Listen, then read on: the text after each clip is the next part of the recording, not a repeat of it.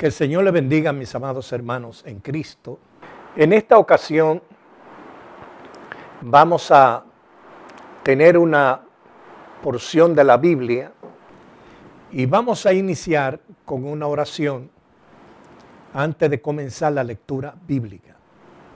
Padre, te damos gracias en el nombre de nuestro Señor Jesucristo por darnos nuevamente la oportunidad. Gracias por tu presencia en nuestras vidas. Gracias por tu enseñanza. Gracias por tu revelación y conocimiento, Dios. Y esperamos que cada palabra que hablemos sea para edificar a todos los que nos escuchen. En el nombre de Jesucristo te lo pedimos. Amén, amén y amén.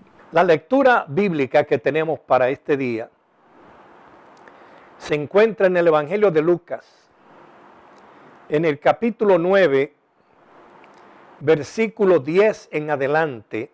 Dice así la palabra de Dios, en el nombre del Padre, del Hijo y del Espíritu Santo. Amén. Vueltos los apóstoles le contaron todo lo que habían hecho. Y tomándolos, se retiró aparte a un lugar desierto de la ciudad llamada Betsaida. Y cuando la gente supo, le siguió, y él les recibió, y les hablaba del reino de Dios, y sanaba a los que necesitaban ser curados. Pero el día comenzaba a declinar, y acercándose los doce, le dijeron: despide a la gente para que se vayan a las aldeas y campos de alrededor y se alojen y encuentren alimentos, porque aquí estamos en lugar desierto. Él les dijo: dadle vosotros de comer. Y dijeron ellos: no tenemos más que 5 panes y 2 peces, a no ser que vayamos nosotros a comprar alimento para toda esta multitud. Y eran como 5,000 hombres. Entonces dijo a su discípulo hacerlos sentar en grupo de 50 en 50. Y así lo hicieron, haciéndolos sentar a todos. Y tomando los 5 panes y los 2 pescados, levantando los ojos al cielo, los bendijo y lo partió y dio a sus discípulos para que lo pusieran delante de la gente. Y comieron todo y se saciaron, y recogieron lo que les sobró, 12 cestas de pedazos. Padre, gracias por tu palabra, en el nombre de Jesús. Al referirnos a este pasaje de las Sagradas Escrituras, queremos hacer resaltar uno de los poderes manifiestos en este pasaje. Y nos referimos al poder preeminente de Dios. Cuando hablamos de ese poder preeminente, estamos cubriendo una cantidad de cosas, obras y hechos que ocurrieron en las Sagradas Escrituras y que todas se derivan de ese poder preeminente de Dios. Comenzaré leyendo lo que dice el Evangelio de Juan en el capítulo 1, verso 1 al 3. Dice: Jesús junto al Padre participaba de la preeminencia en la creación del mundo. Por medio de él hizo Dios el mundo. Por medio de él redimió en todas las cosas. Él tiene la preeminencia. Por medio de él lo redimió y en toda la cosa tiene la preeminencia. La preeminencia es el poder absoluto del Padre. Y que según lo narra la Sagrada Escritura, Dios comparte con su Hijo Jesucristo en la creación del mundo ese poder preeminente que de él se deriva el poder creativo. Dice la palabra, el mismo Juan hablando, que Jesucristo era el Verbo, era la palabra de Dios. Y por eso vemos en la narrativa del libro de Génesis, en el capítulo 1, que el Espíritu de Dios se movía sobre la faz de las aguas. Pero nada más se movía y no ejecutaba nada hasta que no hablara el Padre, hasta que no saliera la palabra del Padre. Cuando la palabra sale del Padre, entonces comienza el Espíritu Santo a ejecutar lo que la palabra del Padre decía. Siendo Jesús la palabra de Dios encarnada, dice aquí Juan que Jesús junto al Padre participaba de la preeminencia de la creación. Jesús junto al Padre participaba. Jesús tenía una participación activa con el Padre, gloria sea al Señor, en la creación de todas las cosas. Dice, por medio de él, hizo Dios el mundo. Por medio de él también lo redimió. En todas las cosas, él tiene la preeminencia. Imagínense ustedes la preeminencia que el Padre da a Cristo, gloria sea al Señor, cuando dice que por medio de él hizo Dios el mundo y por medio de él también lo redimió por medio de Cristo. Ahora, ¿qué pasa cuando Jesucristo se despoja de toda gloria, de toda honra, de todo honor, para entonces venir a la tierra, pasar por el proceso de gestación en el vientre de una mujer, María, que fue engendrado por la sombra del Espíritu de Dios en el vientre de María, y que luego pasa el proceso de ese vientre, de esa gestación, nace, gloria sea al Señor, pero nace como un hombre común.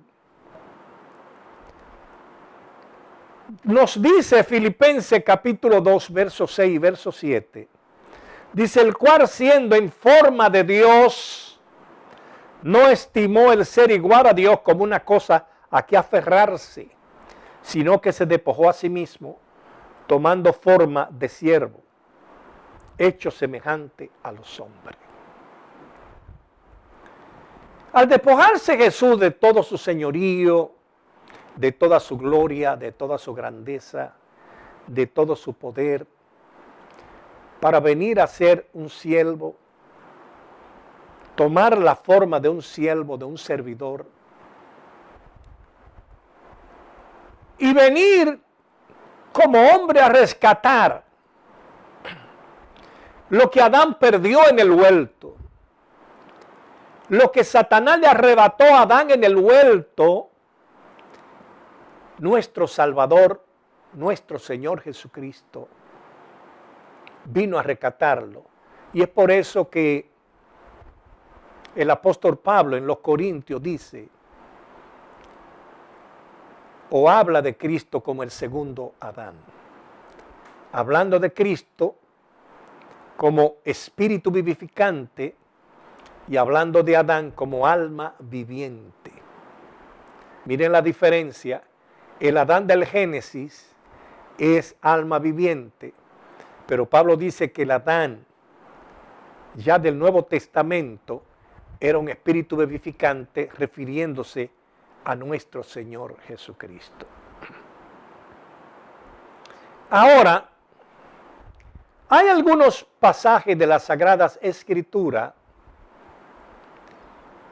que nos arrojan luz sobre el poder preeminente en Jesucristo. Veremos cómo ese poder preeminente, Jesús vuelve a él, porque se hizo necesario volver a él para poder ejecutar algunas cosas que tuvo que enfrentar. Hablando para hacer solo mención, no para desarrollar este tema de la preeminencia. Vemos situaciones en las que Cristo prácticamente la situación a la que se enfrentó lo confrontó de una manera tal que el Señor tuvo que buscar al Padre, volver al Padre, y como dice la lectura que tuvimos al principio, gloria sea el nombre del Señor, de que Jesús participaba de la preeminencia con el Padre en la creación del mundo. Jesús buscaba otra vez la preeminencia del Padre para poder actuar. Para que me puedan entender un poco mejor lo que estoy hablando. Por ejemplo, cuando Pablo escribe a la iglesia de Corintio en el capítulo 12, narra y dice que el Espíritu de Dios da los dones espirituales. El Espíritu de Dios concede los dones espirituales. Pero dice que los ministerios lo da el Señor, refiriéndose a Jesucristo. Ahora, hay algo que no está entre dones y ministerio y que Pablo llama operaciones. Operaciones de milagros. Donde entra el Padre, o sea, la preeminencia del Padre. Jesucristo, mientras estuvo en la tierra, se sujetaba al Padre. Por ejemplo, en la oración él decía, y todo lo que ustedes pidan al Padre en mi nombre, yo lo haré. Jesús buscaba la gloria del Padre. Y aún glorias al Señor, en las manifestaciones públicas, Jesús quería guiar a la cantidad de personas que lo buscaba a que miraran al Padre. Y nos encontramos con la siguiente historia. Nos dice el pasaje de Lucas que leímos, que los discípulos habían regresado con mucho gozo por todas las cosas que habían ocurrido en su predicación. Los discípulos habían recibido lo que llamamos una autoridad delegada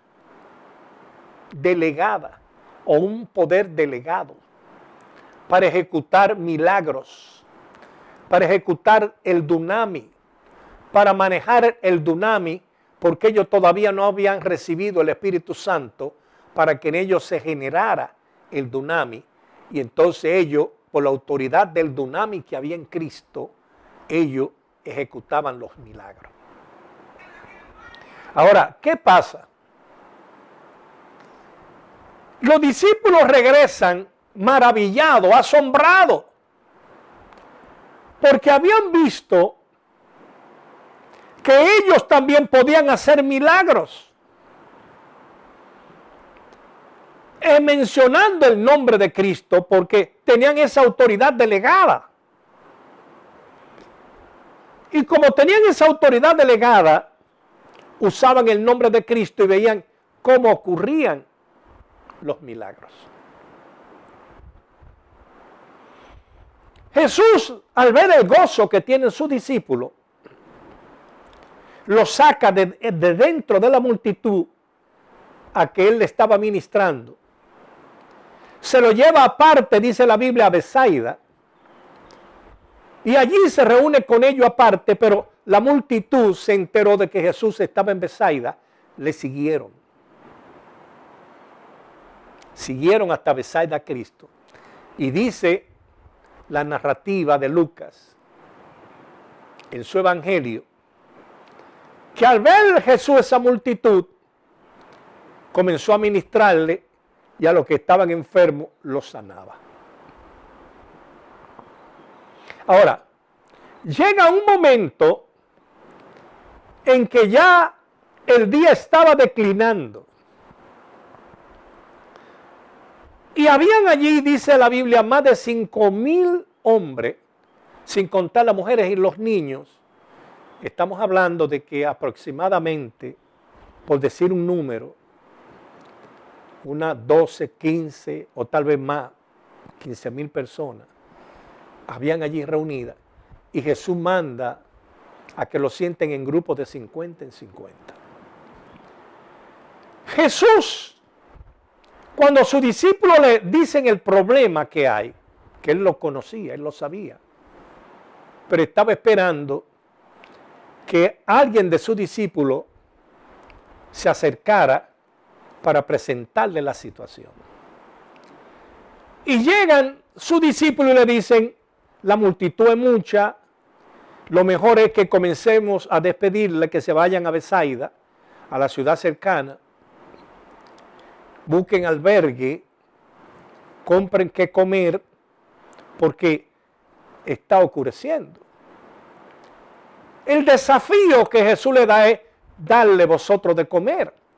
Porque ya Jesús sabía que ellos tenían 5 panes y 2 peces guardados para resolver la situación de los 12. Pero no habían pensado en esa gran multitud que estaba allí. Por eso Jesús le dice, denle de comer, que ustedes tienen comida.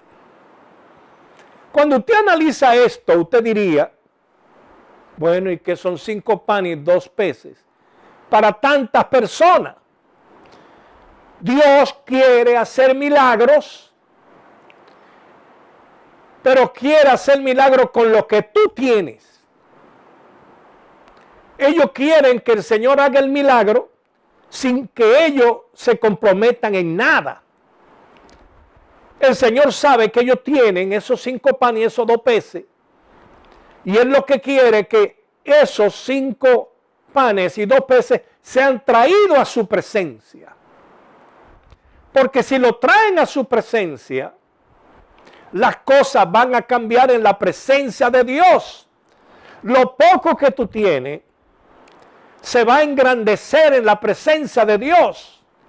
Lo poco que tú tienes va a crecer en la presencia de Dios. Lo poco que tú tienes se va a multiplicar en la presencia de Dios. ¿Por qué tú no llevas eso, lo poco que tú tienes, a la presencia para que sea multiplicado? Por ejemplo, la viuda en el tiempo de Eliseo fue a pedirle ayuda a Eliseo y Eliseo le dijo, ¿qué tú tienes en casa? Una botella de aceite. Vamos a trabajar con el aceite que tú tienes. En el caso de Elías en Sarepta, la viuda lo que le quedaba era un puñado de harina y una botella de aceite. Iba a hacer una torta para morirse. ¿Qué tú tienes? Un puño de harina y una botella de aceite. Vamos a trabajar con eso. Que no te va a faltar. No te va a escasear la harina ni el aceite. Entonces, Dios quiere usar los recursos. Los pocos recursos que tenemos. No estoy hablando de los muchos recursos que algunas personas tienen. Estoy hablando de los pocos recursos que algunos tienen. De esos pocos recursos. Gloria sea al Señor.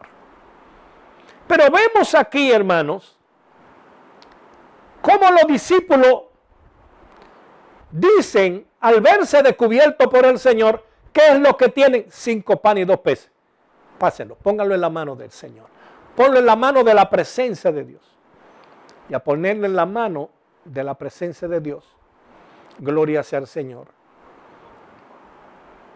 El Señor, dice la Escritura, levantó los ojos al cielo. Lucas 9:16. y tomando los 5 panes y los 2 pescados, levantando los ojos al cielo, lo bendijo. ¿Por qué levanta Jesús los ojos al cielo? Y luego bendice. Jesús vuelve los ojos al cielo, implorándole al Padre, pidiéndole al Padre que le devuelva el poder preeminente, porque el Padre estaba en el cielo y él en la tierra cumpliendo una misión. Pero necesitaba el poder preeminente que él tuvo en el principio, el poder creativo, que junto al Padre él usó el poder. Jesús mira al cielo buscando ese poder preeminente. Y la respuesta del Padre fue de inmediato. Porque al Jesús recibir la respuesta del Padre, usa el poder preeminente que ya está en ti. Entonces Jesús bendice los panes. Y ahí es donde ocurre la multiplicación. Jesús entonces corta los panes en pedazos y le da canasta a los discípulos, un pedazo en cada canasta. Y cada vez que los discípulos metían las manos a su canasta para sacar un pedazo de pan, volvía el pan a aparecer, se multiplicaba.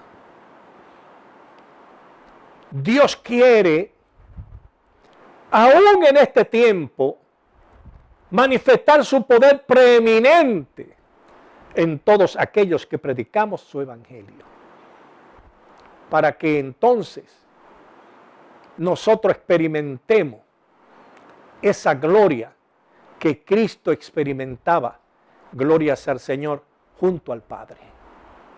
Tenemos la oportunidad de experimentar la gloria del poder preeminente junto a Cristo y al Padre. Que Dios te bendiga.